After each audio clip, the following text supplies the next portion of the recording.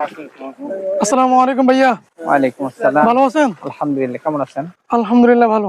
এই যে আপনি স্প্রে করতেছেন, এই জিনিসগুলোর মধ্যে কিন্তু কিছু সতর্কতা অবলম্বন করতে হয়। এই জিনিসগুলো কি জানেন? জানি, কিছু কিছু জানি, কিন্তু ওই গরমের কারণে একটু মানা হয় না আর কি। তাও মানা হয় না, ঠিক আছে, কিন্তু এই জিনিসগুলো কিন্তু আপনাকে মেনে চলতে হবে। কারণ হচ্ছে কি, আপনি যখন এই জিনিসগুলা না মানবেন তখন বিভিন্ন সময় দেখা যাবে আপনি বিভিন্ন রোগে আক্রান্ত হয়ে পড়বেন। আপনি সুস্থ থাকলে তো আপনার এই যে জীবিকার উদ্দেশ্যে তো আপনি এগুলো চাষাবাদ করে থাকেন, বিভিন্ন কর্ম করে থাকেন। জি। আপনি যখন সুস্থ না থাকবেন তখন কিন্তু এই জিনিসগুলো আপনি করতে পারবেন না। আর আপনি যখন এই যে কীটনাশক ব্যবহার করতেছেন, এই জিনিসটা কিন্তু একটা বিষ। আপনি কীটনাশক ব্যবহার করতেছেন পোকামাকড় মারার জন্যই তো, এটা অবশ্যই কেমিক্যাল। আর আপনি এই যে খালি হাতে ব্যবহার করতেছেন, এটা আপনার শরীরের মধ্যে ঢুকতেছে। আপনি যখন স্প্রে করার সময় যখন বাতাসের বিপরীতে আপনি স্প্রে করতেছেন বা খালি হাতে খালি গায়ে স্প্রে করবেন, এতে করে আপনার শরীরে কিন্তু এই মেডিসিনগুলো ঢুকবে।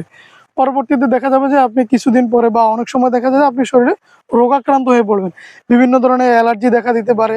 বর্তমান সময়ে একটা গবেষণায় দেখা গেছে যে বাংলাদেশের এই যে ক্যান্সার আক্রান্ত রোগীদের মধ্যে 66% রোগী হচ্ছে কৃষক পর্যায়ে, অর্থাৎ যিনারা এই যে বিভিন্ন ধরনের কীটনাশক ব্যবহার করে থাকে, এই ধরনের মানুষগুলাই কিন্তু বেশি।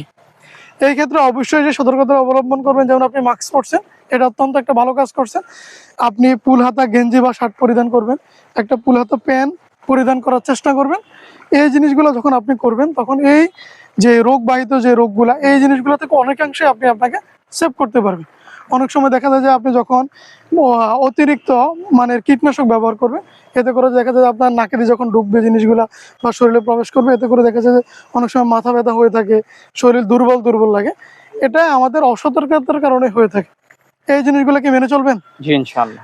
এই জিনিসগুলো মেনে চলবেন। এই যে আমি আপনাকে বলছি, আপনি আশপাশে আপনার অনেকজন কৃষকদেরকে বলার চেষ্টা করবেন যে যেন এই জিনিসগুলো অন্তত, অর্থাৎ আপনারা বলতেছেন আপনারা গরমের কারণে এই জিনিসগুলো মানতেছেন না, কিন্তু এই জিনিসগুলো মানবেন। এতে করে আপনার শরীর সুস্থ থাকবে, আর আপনি সুস্থ থাকলে আপনার জীবিকার যে তাগিদগুলো, এগুলো আপনি সুস্থতার সহিত করতে পারবেন নাকি? অবশ্যই। তাহলে অবশ্যই এই জিনিসগুলো মেনে চলবেন। ইনশাআল্লাহ। আপনার এই জিনিসগুলো মানার ফলে আপনি কিন্তু সুস্থ থাকতে পারবেন। অবশ্যই আপনার অন্য চাষীদেরকে বলবেন। অবশ্যই।